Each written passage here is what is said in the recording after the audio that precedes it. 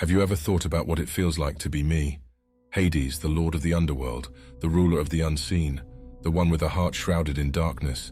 Few dare to comprehend it, and even fewer succeed. But let me attempt to paint you a picture of my world, from my eyes, from the eyes of the villain as you so delightfully misconstrue. The world around me always cloaks itself in an eerie silence, broken only by the ghostly whispers of lost souls, forever longing for what they cannot possess. The underworld, a sprawling dominion of obsidian blackness, stretches out in all directions. Its labyrinthine tunnels curl and stretch like a sprawling ink stain. This is my realm, where I'm both king and prisoner. My throne, a monolith of the blackest onyx, stands like a silent sentinel. Its cold, austere edge is the only thing that feels real here.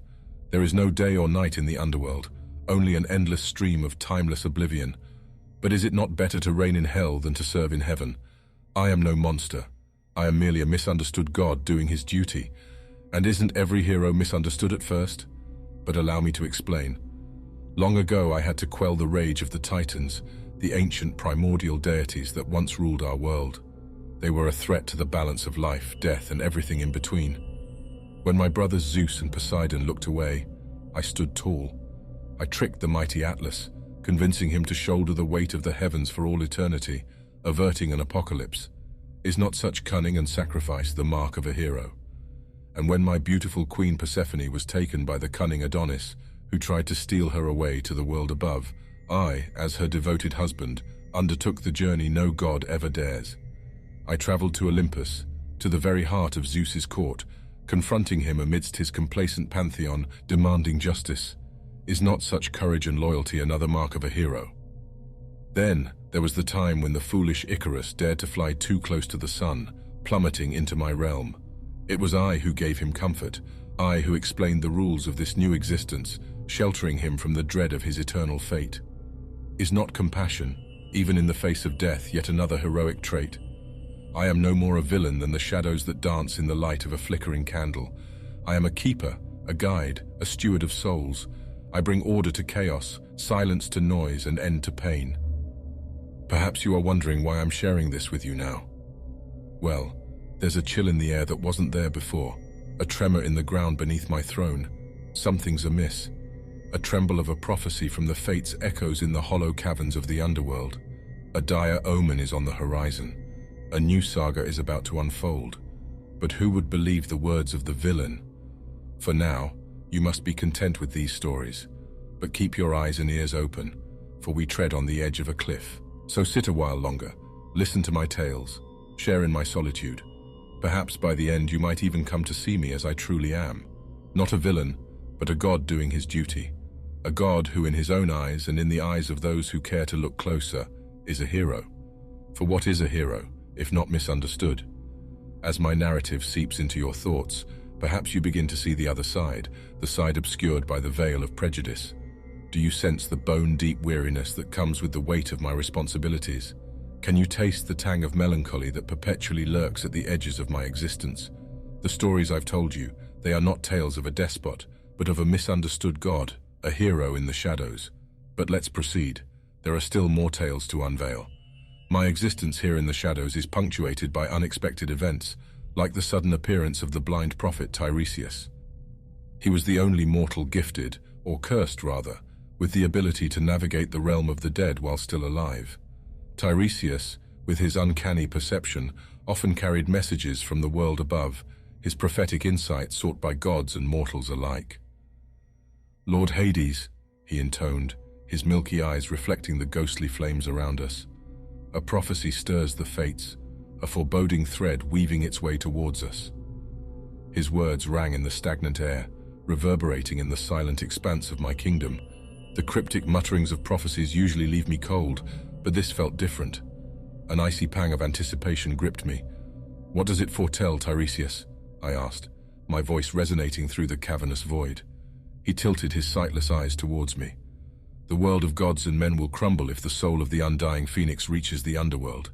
Its death must occur in the mortal realm, for its rebirth from ashes in the underworld would shatter the balance of life and death." Such an event was unheard of. The phoenix, a symbol of constant rebirth, dying permanently, was an oxymoron in itself. And yet, The foreboding words of Tiresias were rarely incorrect. The threat he outlined was real and imminent. I, as the custodian of the underworld, must prevent this at any cost. Would not any god, any king, any hero strive to protect his realm? I remember when the mighty Hercules descended to my realm, seeking to capture Cerberus, the three-headed hound that guards the underworld's entrance, for his 12th labor. An audacious act, but I respected his courage. Instead of striking him down, I set a condition.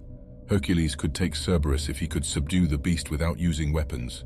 When Hercules succeeded, I kept my word and let him take Cerberus to the mortal realm, knowing well my hound would return. And he did. Did this not show fairness, adherence to promises, and respect towards bravery, qualities of a true hero? My realm, my rules, my responsibilities. The misunderstood deeds, the hard choices, and now a new threat looming over us. This is the life of a god. Not the villain you'd imagine, but a custodian of balance, a protector of souls. As I prepare to face this new challenge, I wonder if perhaps you see me as I see myself, the unsung hero of the shadows. As I've shared my tales, I felt the tightening grip of the prophecy. The unseen threat moves closer. The stories you've heard, the deeds you've begun to understand, they are all part of the journey leading to this precipice. The scent of sulfur fills the air. The whispers of the lost souls grow more restless. The arrival of the undying phoenix in my realm is nigh. Its eternal cycle of death and rebirth, if played out in the underworld, would blur the line between life and death, causing chaos in both realms. To prevent this, I must do the unthinkable. I must venture into the world above, the world of mortals, where I am the misunderstood villain, the feared god of the underworld. Recall, if you will, the tale of Orpheus, the mortal musician whose love for his wife Eurydice led him to my darkened doorsteps. His lyre's haunting melody touched even my hardened heart, and I granted him a chance to return his wife to life. Yet he faltered at the very end. Looking back at Eurydice as they approached the exit of the underworld, against my sole condition, causing her to vanish forever. Despite the tragic outcome, was it not my granting him the opportunity that showed a hero's capacity for mercy and hope? Now, as I ascend to the mortal realm, I must take on the guise of an ordinary mortal, a god among men, unnoticed and unknown. I can already feel the warm rays of the sun, so alien and yet so familiar against my pallid skin. As I navigate the labyrinthine streets of Athens, I'm struck by the vibrancy of life. Men and women go about their daily routines, oblivious to the looming threat. I feel a strange kinship with them. Their lives are as thankless as my eternal vigil in the underworld. Unseen heroes, each and every one of them. The prophecy didn't indicate how I would find the phoenix, nor how I would prevent its death in the mortal realm. In the heart of Athens, amidst the bustling agora, I find a clue. A talented young storyteller recites the tale of a golden bird sighted near the cliffs of Acrocorinth. Could it be the phoenix? As my story continues, take note of the threads of heroism woven within, the selfless deeds that protect the balance. Acrocorinth, with its lofty cliffs overlooking the azure sea, is a place of striking beauty. Yet, as I reach its peak, I find it scarred by a cruel blaze. The air crackles with intense heat, and amidst this inferno the phoenix glows, its golden plumage a sun unto itself. The prophecy rings clear in my mind, the soul of the undying phoenix reaching the underworld. I must prevent this. Remember the tale of Sisyphus, the mortal king doomed to roll a boulder up a hill for eternity in my realm, a punishment for his deceitful ways. I was the one who judged him, who meted out his eternal toil. It was a harsh sentence, but fair for his deeds.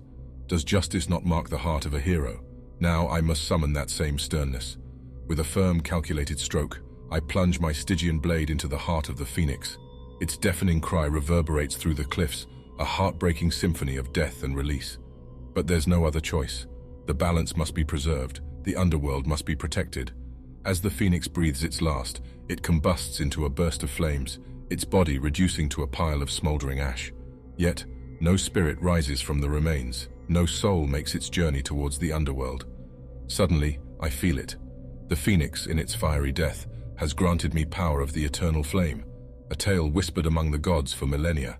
This single act has made me the most powerful type of being, a titan. As I make my solitary journey back to the underworld, the weight of my actions settles upon me. I've saved my realm, upheld the balance between life and death. Now I have ultimate power, the eternal flame, the type of power that no god or mortal can stand against. The question of overthrowing Olympus and seizing control of this world is not a matter of if, but when to do so. This is the weight of a god, the burden of a hero, the cost of being a true savior. Now you've seen my world through my eyes, the tales I've shared, the paths I've walked, the sacrifices I've made as Hades, lord of the underworld, the misunderstood god, the new titan. And as our journey ends, I leave you with this. Heroes come in many forms, but each in their own right upholds balance and carries their burden. For that's what makes a hero, a hero.